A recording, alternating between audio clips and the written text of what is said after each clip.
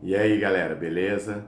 Eu tô aqui hoje para falar um pouquinho para vocês sobre o lançamento do dia, né? Hoje, sexta-feira, na verdade ontem foi a pré-estreia, mas hoje, nessa sexta-feira, dia 20 de setembro, estreia aí em todos os cinemas do país o último filme do Rambo, né? O famoso Rambo, protagonizado pelo Sylvester Stallone desde 1982, e ele está fazendo agora o seu quinto filme dessa franquia, da qual a gente tanto gosta há tanto tempo já, né? E nesse quinto filme, o Sylvester Stallone novamente participa como co-roteirista, né? Ele coassina o roteiro, ele é uma segunda mão ali no roteiro também, assim como tinha acontecido em 1982, né? Quando ele pega um material de um livro, né, chamado First Blood, e aí ele adapta esse livro para as telas de cinema, né, fazendo algumas mudancinhas aí significativas no livro, porque no livro o personagem principal, que no caso é o Rambo, obviamente, né, ele morre no primeiro livro, no primeiro e único livro, e aí, obviamente, que o Stallone, bobo que não é, ele percebe que o filme, que o Rambo, que o roteiro tem um potencial para se tornar uma franquia de sucesso, assim como o Rock já vinha se tornando naquela época. E aí ele trata logo de alterar esse detalhezinho mínimo aí do roteiro para que o personagem viva, né, ao final do primeiro filme e possa aí protagonizar todos os outros filmes que vieram na sequência. Bom, mas antes de começar a falar propriamente desse último Rambo, o Rambo que aqui no Brasil chegou com o título de Até o Fim, né? Uma tradução adaptada do título original que é Last Blood. É um trocadilho, né, envolvendo o primeiro filme que chama First Blood e o último filme que veio com o nome de Last Blood, né? E é interessante a gente analisar que mais do que qualquer outra pessoa, me parece que o Sylvester Stallone ele tem um carinho muito grande pelos personagens que ele criou ao longo aí dessas últimas 3 décadas, quase 4 décadas, né? A necessidade dele revisitar esses personagens de tempos e tempos, tanto que até hoje a gente está vendo aí os filmes do Rock Balboa, agora na pele do Creed, né? Me garantem, me mostram que o Stallone ele tem um carinho muito grande pelos personagens que ele próprio criou ou ajudou a criar, né? E isso me surpreende negativamente nesse Rambo até o fim, porque nós, como espectadores, acabamos também tendo esse carinho por esses personagens, né? E nesse último Rambo, o Stallone ele poderia ter feito uma revisitada ao personagem original de 1982 e ter entendido melhor o seu próprio personagem. Ele não fez o resgate emocional desse personagem aqui, que era um personagem tão rico, que se a gente for assistir o filme First Blood, Rambo 1, hoje, a gente vai se deparar com uma grandeza de elementos críticos, né? O Rambo 1, ele é uma crítica ao militarismo, ele é uma crítica ao armamentismo, ele é uma crítica à violência, não a violência apenas do soldado, mas a violência de toda uma sociedade que não aceita o novo, que não aceita o diferente, que tem enraizada em si mesmo um preconceito, né, das mais diversas naturezas. E assim que ele chega na cidade, ele já é maltratado, ele já quer ser expurgado de lá, já querem tirar ele de lá de qualquer maneira, né? Sem que ele tivesse feito nada, tratam ele como um rato. E ele tem essa história de violência na vida dele, né? O Rambo ele é um personagem que é muito introspectivo, então ele vai absorvendo todas as violências que foram atiradas na direção dele, ele absorve isso e guarda para si, né?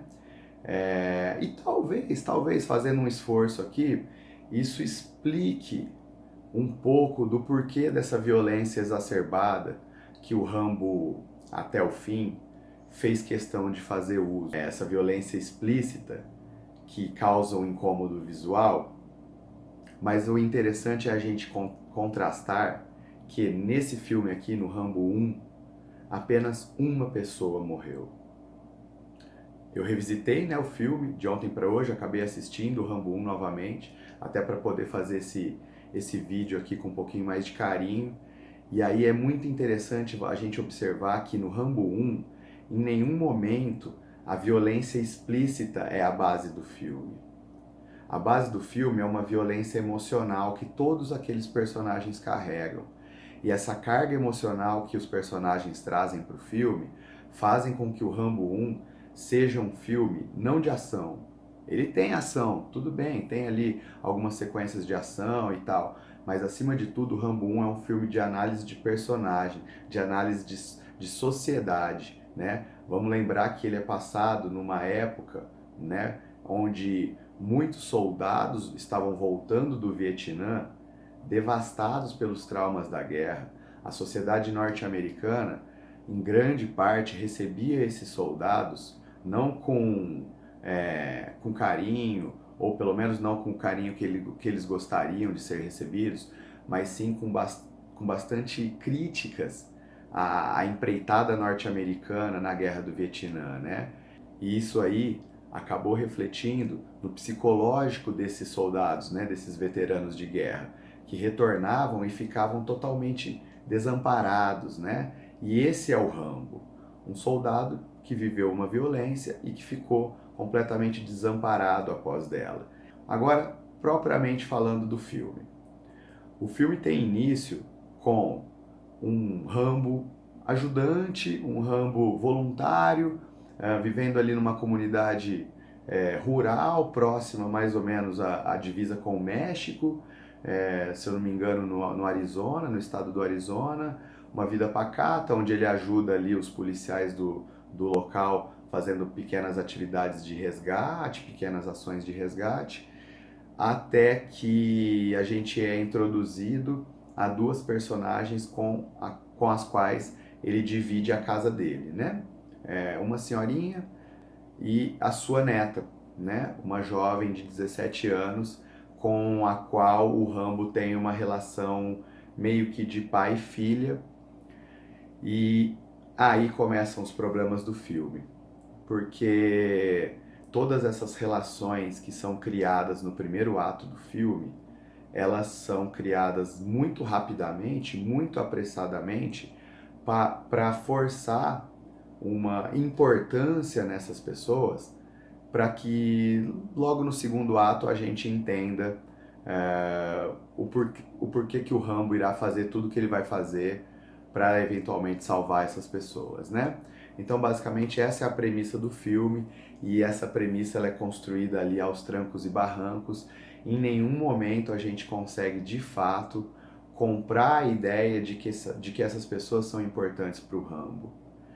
Eu queria que o filme não tivesse uma historinha de pano de fundo mal construída e mal feita.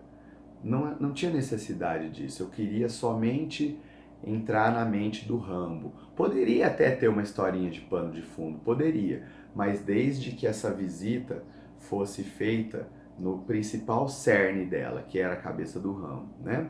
Assim como ele fez magistralmente, diga-se de passagem, em Rocky Balboa.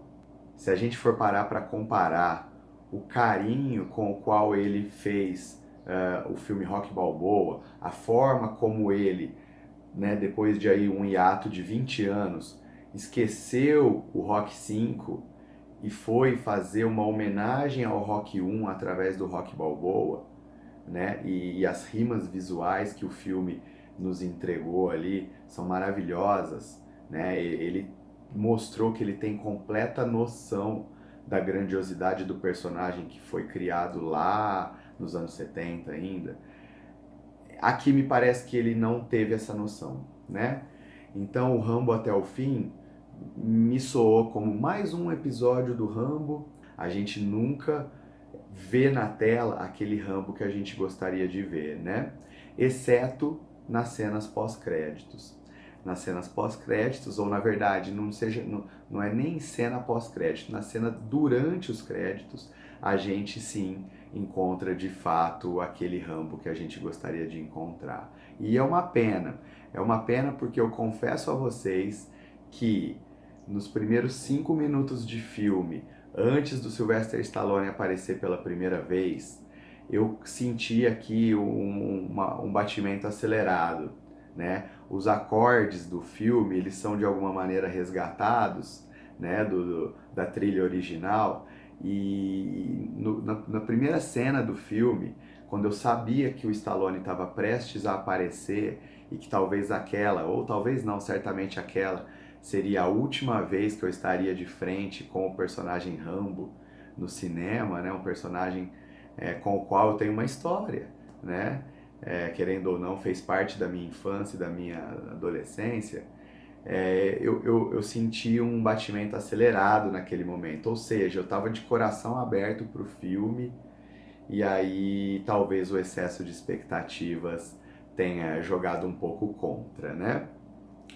Olha só, não é um filme ruim, não é um filme ruim.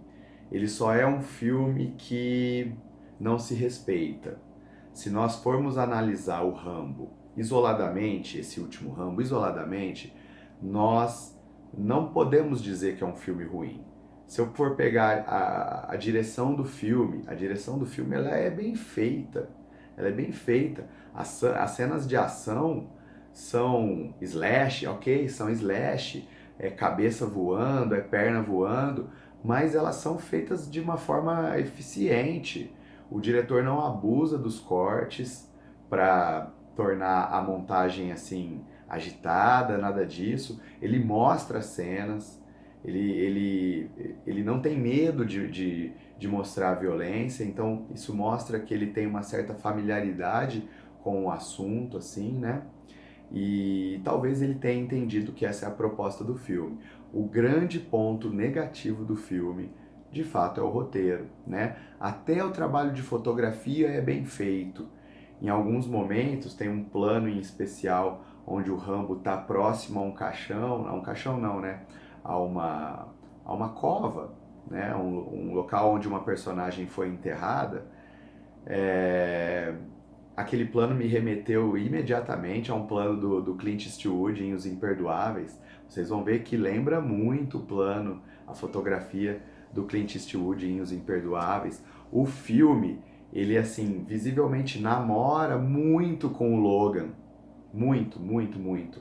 A história de um sujeito que, traumatizado pela violência que viveu ao longo de toda a sua vida, tenta fazer uma jornada de redenção, mas infelizmente a violência acaba procurando por ele novamente e essa jornada de redenção se torna uma jornada de vingança, né? E aí a relação que ele estabelece com a personagem, a neta daquela senhorinha que eu falei agora há pouco, é uma relação de pai e filho, assim como o Logan estabeleceu uma relação, obviamente, de pai e filha, né, com a personagem do seu filme e buscando sempre uma redenção.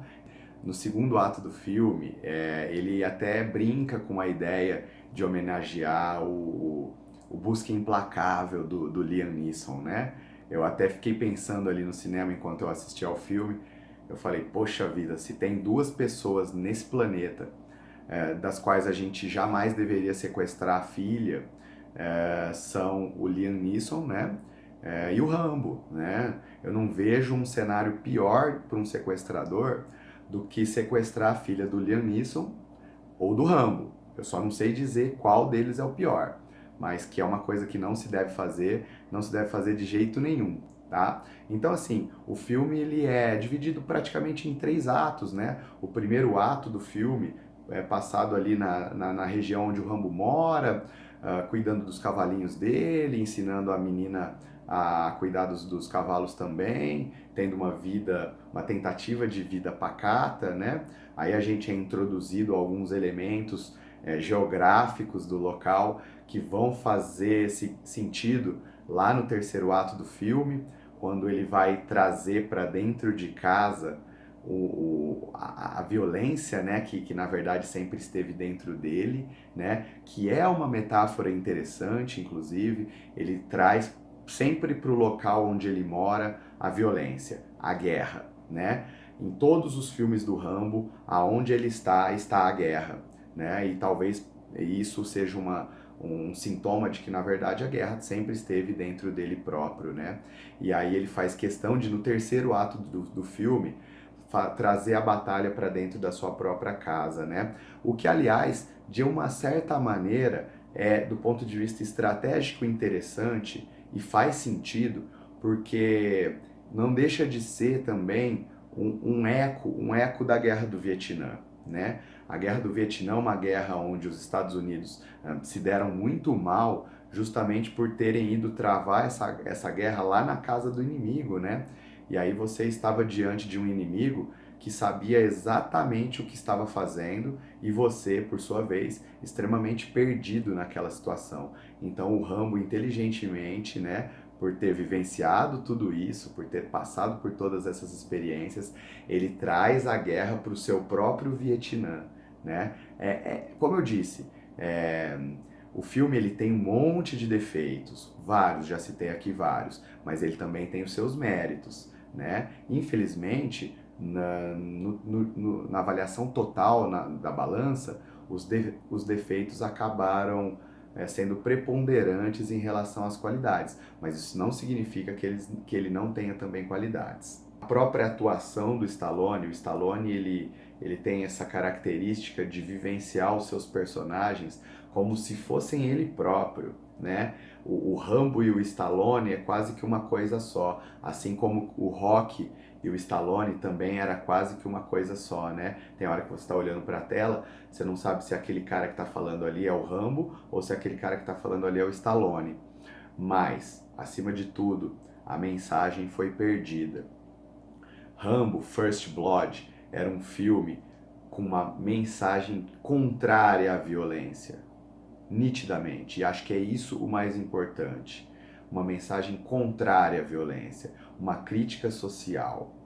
E esse Rambo, Last Blood, ele não traz novamente essa mensagem.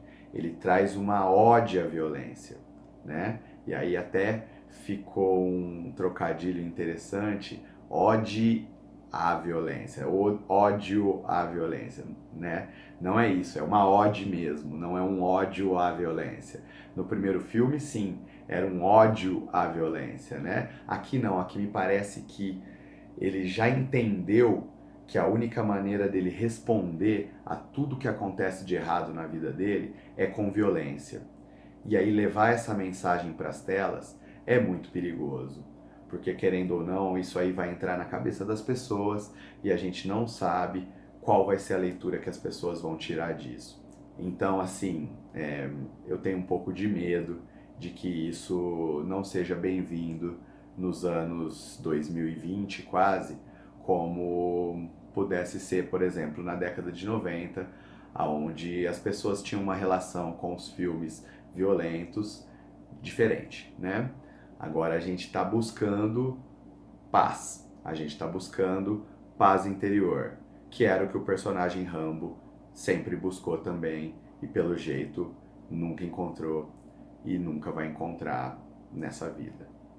É isso, galera. Rambo The Last Blood ou Rambo Last Blood apenas, filme regular, mas que com certeza merece muito ser visto no cinema, né? Até para que todos vocês possam se despedir do personagem com o carinho que ele merece, um grande personagem aí da história do cinema, vivido por muitas e muitas vezes pelo Sylvester Stallone. Bom filme para vocês, espero que vocês gostem desse vídeo e até o próximo. Tchau!